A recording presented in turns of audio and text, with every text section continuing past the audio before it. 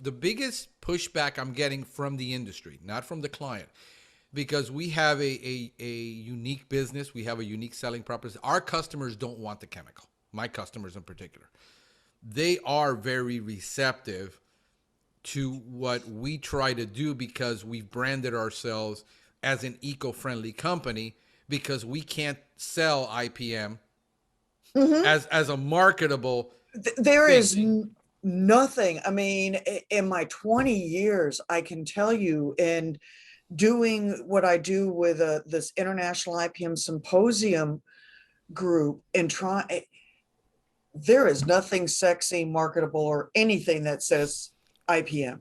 Finally, somebody says it. Got It's it. mind blowing. But I mean, Bobby Corrigan and I will both tell you, you put your head down, put your butt in the air, go search that pest out. You put your little detective hat on and you go out and solve that problem. That's IPM. Call it whatever you want. Yeah, and there's the purists that say, well, no, I did IPM in schools, and what you're doing is not IPM, because you first, I mean, you first have to use the sticky traps, and then, I mean, if you got in your state, which you have tawny crazy ant, Yep. if it's still called tawny crazy ant, because that Yes, thing has there's had still more. Tawny Crazy Ants. And Okay, yes, if because I this had went to change school shapes. with Tawny Crazy Ants, you bet your bottom dollar I know what they're gonna do. And it is a chemical application. Yeah. I have told more than one school district, sometimes you've got to throw the bat first and then come back. Right. Yeah, because how are you gonna use IPM where you Eliminate. with glue traps and say, well, I've got to fail 3 times before we can apply a chemical? No, there is glue traps are monitoring and they're passive. So for instance, because Texas has had this school IPM rule since 1993, that, okay, you put into fact, the school districts have got to monitor. All right, well, yeah, most of the time we don't have a problem. Then we had COVID, Right. and I had a few districts that when they shut down last year at this time and didn't get back in until about June, well, they had some very odd issues. Well, the odd issues wasn't throwing a glue board at it. The odd issue was they had roaches and bedbugs in laptops. Well, what are you going to do with that? Well, there's a few options, and those options do require some heavy chemical locked up, and nobody does anything. But if you do that over the weekend, problem solved, because I got news for you. 500 devices with little bugs crawling out, IT's not going to be happy. So, I mean, what's worse, the poison or the cure? Right. Because sometimes you've got to look at the problem and go, okay, what other steps? Monitoring with glue boards, with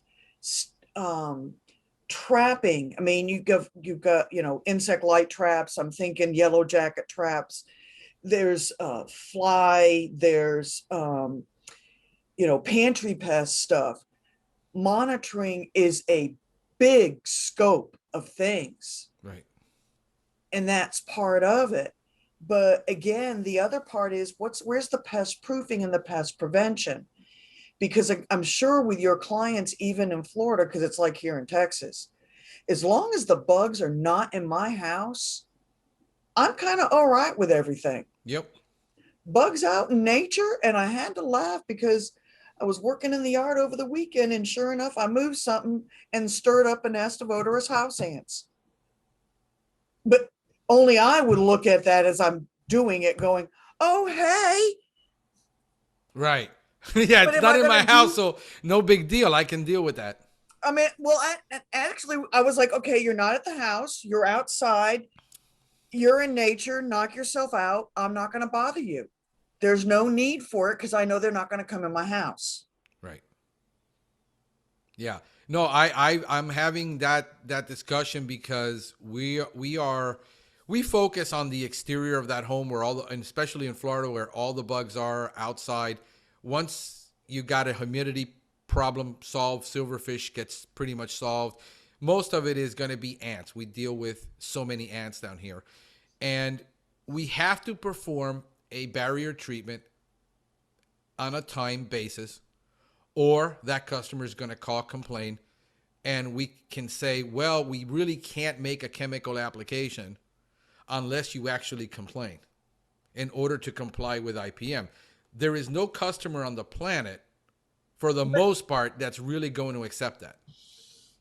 So that's where Told you it was going to be a hoot. you just hit the one thing that really just gets on my one last nerve about the IPM stuff.